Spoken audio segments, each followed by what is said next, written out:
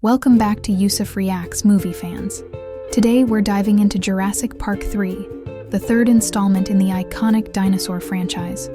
Released in 2001, Jurassic Park III brought the thrills and chaos of Isla Sorna back to the big screen. But how does it compare to the groundbreaking original?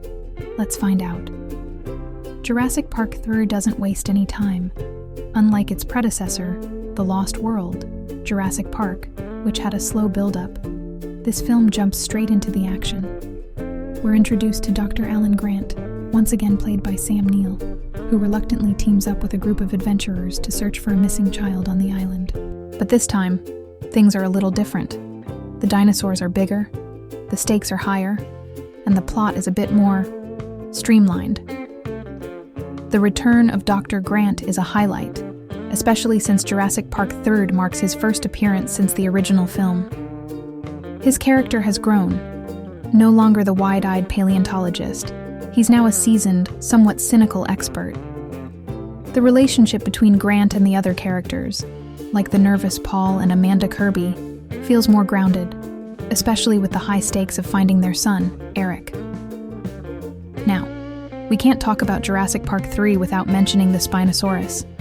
This towering beast takes center stage as the new apex predator on the island. It's big, it's menacing, and it's not afraid to take down anything in its path. The showdown between the Spinosaurus and the T-Rex is a standout moment that fans still talk about today. But not everyone was thrilled with the change. Some fans felt that replacing the iconic T-Rex with the Spinosaurus was a step too far. The T-Rex had become the franchise's symbol, so having it defeated so quickly in the film was a bold, controversial choice. But in a way, it makes sense. After all, Jurassic Park III doesn't play by the same rules as the first two films. Another standout in Jurassic Park III is the Raptors. These intelligent, deadly creatures return in full force, adding an element of suspense and danger that makes the movie feel like a true survival thriller. The scenes in the dense jungle where Grant and the others are hunted by the Raptors are as tense as anything in the series. One of the things I personally enjoyed about this film was the introduction of new dinosaur species, like the Pteranodons in the film's thrilling climax. The movie keeps things fresh by bringing in new threats and new surprises, making it more unpredictable than its predecessors. While the plot is a bit more straightforward than the first two films, it's still packed with action, thrills, and memorable moments. The ending gives us a satisfying conclusion, with Dr. Grant and the others escaping the island after narrowly avoiding death at the hands of the island's prehistoric inhabitants. A decidedly odd couple with ulterior motives convince Dr. Grant to go to Isla Sorna for a holiday, but their unexpected landing startles the island's new inhabitants. Dr. Alan Grant is now a happy man with the previous incidents of Jurassic Park now behind him.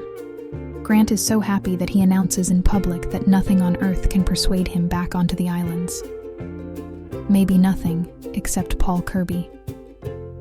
Kirby and his wife, Amanda, want a plane to fly them over Isla Sorna, with Dr. Grant as their guide. But not everything Kirby says is true. When the plane lands, Dr. Grant realizes that there is another reason why they are there that he doesn't know of. Now Dr. Grant is stuck on an island he has never been on before, with what was a plane journey now turned into a search party. Ben Hildebrand, Mark Herlick, and Eric Kirby, Trevor Morgan, go parasailing over the waters near Isla Sorna, 207 miles west of Costa Rica. The boat's crew disappears, and the top of the boat is destroyed, prompting Ben to detach the line before the boat crashes. He and Eric drift towards the island. 8 weeks later, paleontologist Dr. Alan Grant, Sam Neill, has made a new discovery about the intelligence of velociraptors, but struggles to secure funding for his research. Grant discusses his discovery of a resonating larynx on fossilized raptor remains with his longtime colleague, Ellie, Laura Dern. Ellie is now married with a husband, Mark, and 2 kids. Mark, Taylor Nichols, works for the State Department, specializing in international treaty law. Grant says that the larynx of the raptors was a tremendous evolutionary advantage. This, and his experience at Jurassic Park, leads him to believe that the original velociraptors were socially sophisticated and smarter than dolphins, whales, and even primates. they were able to hunt in numbers and coordinate their attacks. He hypothesizes that if they had not gone extinct and continued to evolve, their descendants rather than humans would have become Earth's dominant species. At a symposium, Grant declares that all John Hammond and InGen did at Jurassic Park was to create genetically engineered theme park monsters. He says that he has no intention of visiting Isla Sorna. His assistant Billy Brennan, Alessandro Nivola, uses a 3D printer to replicate the velociraptor larynx. Grant laments that he would have to wrap up his field research in 4 weeks if additional funding is not approved. Paul, William H. Macy, and Amanda Kirby, Taya Leone, posing as a wealthy couple, offer funding for Grant's research if he will give them an aerial tour of Isla Sorna, claiming they have permission to fly over the island. The Kirbys say that they are adventurers and have been to the Nile, the K2, and the Galapagos. They even claim to have 2 seats on the first commercial flight to the moon. Paul offers a big check to Grant to help him to agree. Grant reluctantly agrees and flies there with Paul, Amanda, Billy, and the Kirbys' mercenary associates, Udesky, Michael Jeter, Cooper, John Diehl, and their pilot Nash, Bruce A. Young. During the flight, Grant learns that the Kirbys plan to land on the island. He protests, but Cooper knocks him unconscious. Grant awakens to discover that they have landed. Grant is adamant that the island is not safe, even as Amanda calls out for Eric using a loudspeaker. A Spinosaurus approaches the group, who board the plane to escape, leaving Cooper behind as he tries to reach the plane. The Spinosaurus emerges on the runway and devours Cooper. In avoiding the Spinosaurus, the plane clips the dinosaur and crashes into the forest. The Spinosaurus destroys the plane and consumes Nash, who had possession of Paul's satellite phone. Fleeing, the survivors briefly lose the Spinosaurus, but encounter a Tyrannosaurus Rex. The Spinosaurus returns, and the group escapes while the 2 dinosaurs engage in a battle, with the Spinosaurus killing the Tyrannosaurus. Grant furiously confronts the Kirbys and learns that the Kirbys are a middle-class divorced couple who are looking for their son Eric and Amanda's boyfriend Ben, who went missing on the island. Government agencies declined to help the Kirbys, so they brought Grant along as an expert because of his past experience at Jurassic Park.